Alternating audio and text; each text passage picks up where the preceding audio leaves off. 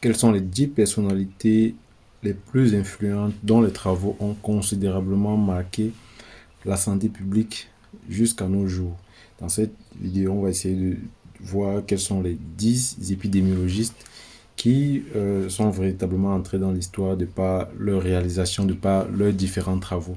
Bienvenue à toi sur Parlons de santé publique. Si tu nous découvres à travers cette vidéo, bienvenue. Ici, on parle d'actualité sanitaire, on parle des concepts de santé, on parle de tout ce qui peut te permettre d'apprendre davantage sur la santé publique. On parle également de nos différentes expériences en santé publique. Donc, si tu es étudiant ou si tu es professionnel de la santé, je t'encourage à t'abonner et à activer la cloche de notification pour ne rien manquer à chaque fois qu'on publie une nouvelle vidéo.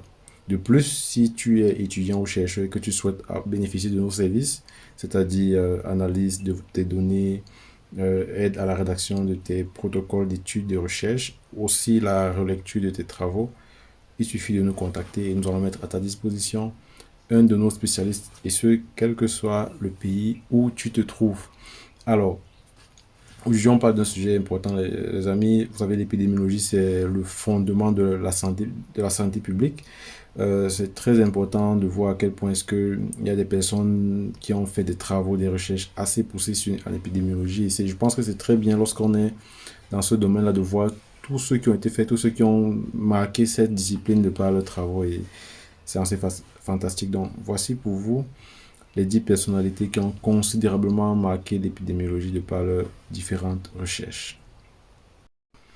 Alors, on ne perd pas de temps, on commence directement fort. Le tout premier que j'ai recensé pour vous, il s'agit bien sûr de John Snow. Alors, il ne pouvait pas y en être autrement. On devait absolument commencer par lui. John Snow, il est connu comme le père fondateur, l'un des pères fondateurs de l'épidémiologie, de par ses travaux sur voilà, l'origine de la transmission du choléra dans la ville de Londres. John Snow a fait expérimenter l'épidémiologie de terrain pour la première fois et a pu trouver quelle était la source de la contamination des cas de choléra. Ça, c'est un cas qui est très inspirant, notamment pour les étudiants en santé publique, de voir comment est-ce que John Snow a utilisé des procédés simples pour pouvoir détecter quelle était la source de transmission du virus du choléra. Et donc, il a pu stopper la transmission du choléra et donc est reconnu comme voilà, sinon le père fondateur de l'épidémiologie. John Snow est né en 1813 et il est décédé en 1858, donc vous voyez 45 ans seulement de vie. Mais en 45 ans de vie, il a véritablement fait des travaux impressionnants. John Snow, c'est un anesthésiste, un médecin anesthésiste, mais qui a pu œuvrer beaucoup pour la santé publique. Donc, ça, c'est un élément très important et voilà, chapeau bas pour celui qui est considéré aujourd'hui comme le père fondateur de l'épidémiologie. Alors, le deuxième épidémiologiste, ici, c'est Sir Richard Doll. Sir Richard Doll qui est né en 1912 et qui est décédé en 2005. Il était déjà médecin et il est devenu épidémiologiste après de 40 ans.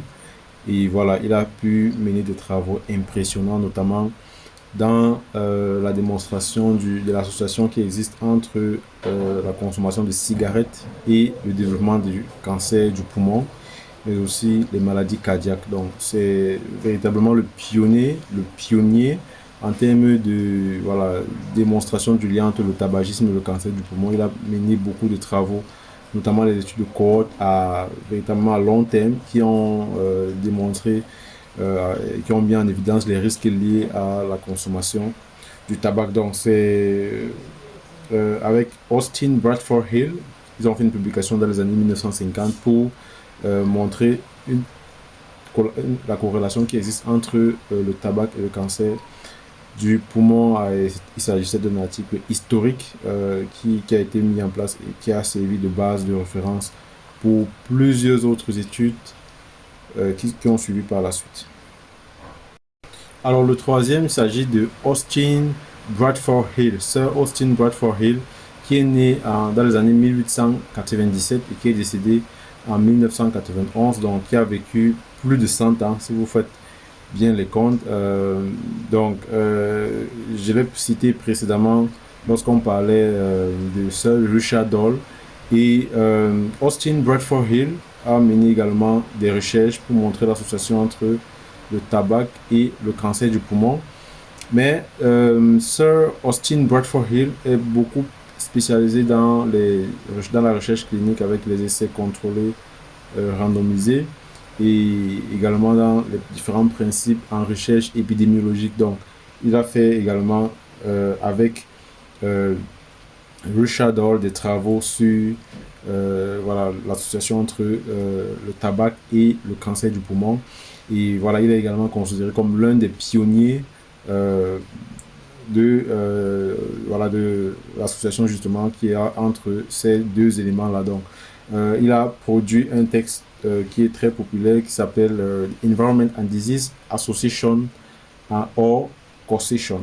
Donc, pour montrer en français l'environnement et la maladie, association ou causalité. C'est un texte qui a publié en 1965 que vous pouvez regarder et qui est un texte fondateur sur les différents critères de causalité. Alors, la quatrième pionnière de l'épidémiologie, selon moi, il s'agit de Florence Nightingale. Ceux qui ont fait un peu d'histoire la reconnaissent.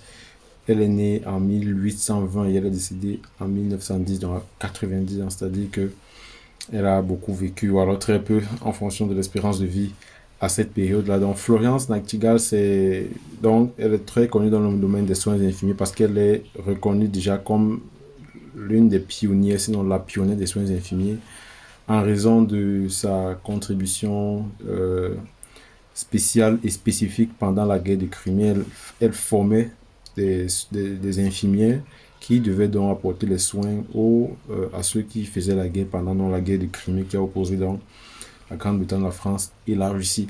Donc, elle est véritablement adulée dans le monde des soins infirmiers, mais elle a également apporté une contribution très importante en statistiques médicales et en épidémiologie parce qu'elle a pu ressortir, mettre en place des méthodes rigoureuses pour analyser la mortalité, les conditions sanitaires des populations, notamment donc pendant cette guerre de Crimée. Elle a permis notamment de faire des représentations graphiques et elle le faisait avec ce qu'on appelle aujourd'hui pie chart, le diagramme circulaire, qui en fait a été adopté toujours suivant ses travaux parce qu'elle utilisait ces diagrammes circulaires là pour démontrer, voilà, faire visualiser ce qu'elle voulait faire visualiser en termes d'événements de santé, en termes de maladies dans la population. Donc, elle est très reconnue dans le domaine des soins infirmiers, mais également on reconnaît ses contributions dans l'épidémiologie. Cinquième, il s'agit de William Ford, qui est né en 1936 et dont les contributions ont été significatives dans la lutte et l'élimination de la variole. Alors, ce que William Ford a fait de manière significative, c'est notamment la vaccination ciblée, qui était une approche novatrice pour pouvoir pallier au déficit en termes de quantité de vaccins qu'il y avait. Donc, en mettant en place ce protocole de vaccination ciblé, il a permis d'endiguer, de contribuer à l'éradication de la variole dans la population. Donc, c'est l'un des épidémiologistes américains voilà, les plus connus qui a mis en place des travaux sur les stratégies de vaccination en anneau pour prévenir donc, la propagation de la variole. Et il est donc reconnu. Grâce à cela, il a également dirigé le Centre de contrôle des maladies, le CDC, de 1977 à 1983, donc pendant 6 ans. Alors, le sixième épidémiologiste, il s'agit de Mervyn Saucer, qui est né en 1921 et qui est décédé récemment en 2014. Mervyn Saucer, c'est un Sud-Africain, un activiste, un médecin activiste en Afrique du Sud, qui a également mené des travaux voilà, en Europe. Okay? Et c'est un épidémiologiste aussi très bien connu du monde de la santé publique. Et Mervyn Saucer est beaucoup plus spécialisé dans voilà, l'importance des déterminants sociaux sur la santé. Il a fait beaucoup de recherches, beaucoup d'approches pour essayer de mettre en lumière voilà, l'importance des déterminants sociaux sur la santé. Il a fait des réflexions importantes sur les différentes les causalités des maladies, le design des études, dans les protocoles de mise en place des études et également l'éthique en recherche, notamment en épidémiologie. Donc, il a fait des publications, notamment la plus populaire qui est intitulée Causal Thinking in the Health Sciences, Concepts and Strategies of Epidemiology, pour parler un peu de l'aspect causal dans les sciences de la santé. Donc, il a donc introduit également l'approche écologique et contextuelle dans l'analyse des maladies qui est aujourd'hui considérée et enseignée aux étudiants en santé publique. Le prochain épidémiologiste dont on va parler, il s'agit du septième, c'est Hans Rosling, qui est né en 1948, qui est décédé en 2017, aussi récemment. Et la particularité avec lui, déjà, c'est un médecin, c'est un Suédois. Et sa particularité, c'est qu'il a pu contribuer justement à rendre les données de santé, les données épidémiologiques accessibles, c'est-à-dire de façon visuelle, grâce à sa fondation Gapminder. Il s'est particulièrement illustré pendant des conférences où il évoquait ce domaine assez particulier de la visualisation des données, où il présentait les évolutions démographiques, de nutrition, des maladies infectieuses. Et il a justement développé un logiciel qui est aujourd'hui populaire, qu'on appelle Trend Analyzer, pour visualiser les données mondiales en santé. Donc, vous voyez, avec un travail impressionnant comme ça, il ne peut qu'être considéré parmi les pionniers de l'épidémiologie. Et ça, avec son travail, on peut facilement regarder les données de façon mondiale, de façon globale, les données par rapport à la nutrition, par rapport à la santé sexuelle, par rapport à la santé reproductive, de façon aisée. Alors le prochain, le huitième épidémiologiste, il s'agit de Abdel Omran. Il est né en 1925, il est décédé en 2013. Et la particularité de Abdel Omran, c'est qu'il a travaillé beaucoup sur la transition épidémiologique.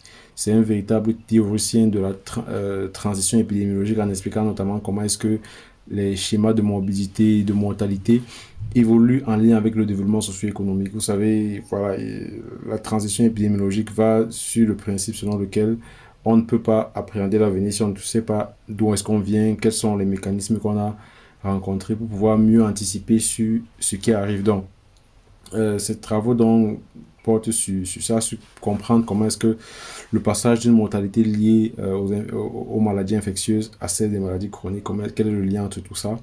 Et voilà, il a fait des travaux impressionnants par rapport à la transition épidémiologique. Donc, tous ceux qui travaillent sur la transition épidémiologique, pour mieux comprendre ça, ce sont ses travaux en tant que pionnier sur ce domaine-là. Et donc, grâce à cela, il est donc considéré aussi comme un des pionniers de l'épidémiologie.